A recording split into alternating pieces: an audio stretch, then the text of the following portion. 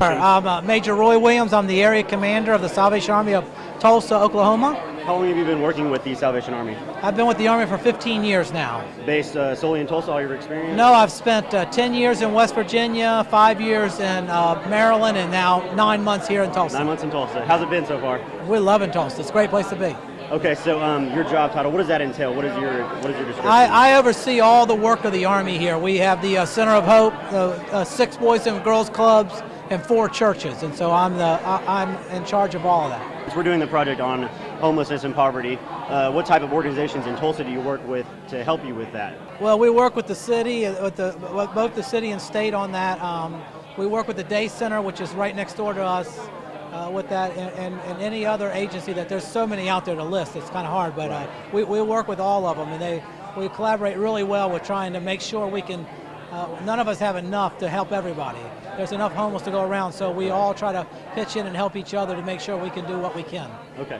Now, poverty in Tulsa is a big issue. Many people don't know about it. What can you tell us from your experience so far in Tulsa on how big the issue of poverty is right now? Well, what's scary right now is we're housing about 250 people a night, just at the Salvation Army, and there's other centers, and that is really what we call. This is the summertime. That's our winter numbers. So we're worried. We're up 22% in our housing. We're up 26% in feeding. We're doing 30,000 meals a month now, 1,000 a day. And that's kind of scary because that's up 26%. Is that through all your centers in Tulsa? That's just the Center of Hope. Oh, just the Center of Hope, yeah. So we're concerned that there's so much, there's more need coming. We're having more people come to us that said, I've never had to turn on the Salvation Army before. And we're doing the best we can to help them out. You said new people come all the time. How many new people as opposed to the same people coming back are there? Is it plenty more people, or is it mostly the same people coming back? No, it's a lot of new people. Matter of fact, in our emergency assistance where we help people so they don't have to come live with us, we help them with rent, with utilities and all that. 70% of the people that are coming to us today are first time they've ever showed up at the Salvation Army doors.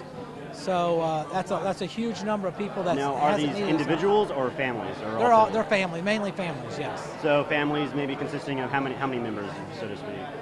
Families, 3 and 4 members of the family. And we're getting ready to start our Christmas program. Matter of fact, we take applications tomorrow. We believe we'll help 5,000 families at Christmas just in Tulsa. And so they apply for your benefits, for the help? They apply so that they can get their children toys, and we give them a basket of food. We find out Christmas time becomes a hardship on some families. They might have a house, they might have a car, they have a job, but they can't afford a hit at Christmas. And no one wants to go say, I'm not going to buy my child anything for Christmas. So they come to us and say, is there any way you can help us? And we put together a large Christmas program so that we can help them so Christmas is not such a hardship on the whole family. Now, do these families, are they out of work? More because of the recession recently, families are displaced? I'd say it's 50-50. Some are out of work, but some are just trying to make by, yes. Okay. I think the same thing for our feeding. I think our feeding program is up so high is because people say, do I feed people? Do I go buy food, or do I pay my light bill? Okay, I'll pay my light bill, then I'll go down to Salvation Army and eat a hot meal.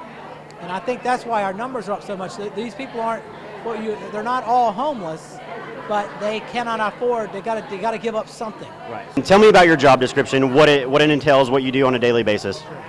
Well, I'm a case manager at the Center of Hope. I work with homeless people. Try to help them get back on with their lives. Help them get a plan together on how to rebuild their lives.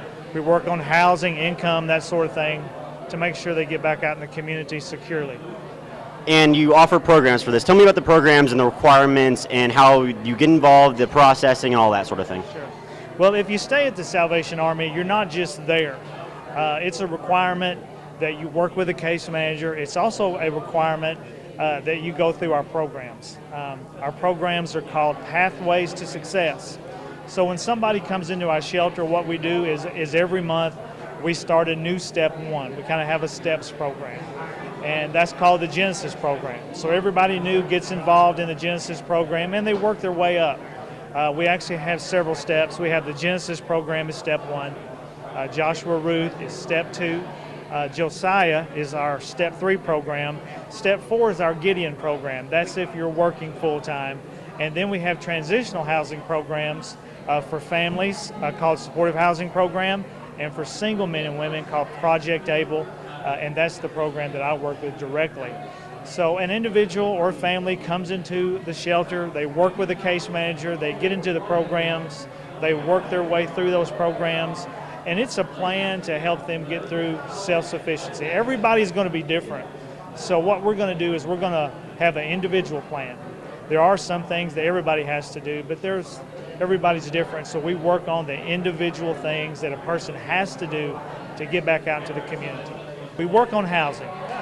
Again, everybody's different. If someone is getting out of jail and they have felonies, well, we're going to work on some housing, to get them into that. But then the mainstream group that pretty much just because of financial situations or maybe a domestic situation, we're going to get them connected with subsidized housing through Tulsa Housing Authority or Oklahoma Housing, where they can get on that housing list and move into an apartment that's subsidized based on their income. So housing and income is the two main objectives that we work on. You put them into jobs not only with the Salvation Army, but with places around Tulsa? Yes, we do have job opportunities at the Salvation Army. Some are paid, many are volunteer jobs. We do offer a wide variety of those, but we also get them connected with other agencies. We refer them to Workforce, we refer them to Goodwill. The Tulsa Works program is a fantastic program. We also educate ourselves on what jobs are available. Employers call us and they say we have so many jobs available. So it's a wide scope of things, but yes, we do help people get jobs. And how many people do you see yearly or on a regular basis? Well, right now, our shelter is full. And normally we have this type of numbers during the winter. So we're really kind of think it's going to be interesting this winter. Right now we're running over 300 and our capacity is about 350. And we hadn't even got really into the cold weather season yet. And the economy has just brought all walks of life to our shelter. And during the wintertime, we also have a part that we do if, we don't want anybody to freeze. We don't want anybody to die because of the cold or because of the elements. So usually during the winter, we're running 300, but we're seeing that now. So we've never had to go into an emergency phase, but that's a real possibility with the amount of people we have staying right now. So right now this is considered the summertime still? Yes, it's still the time. It's the time of year when we like to get caught up.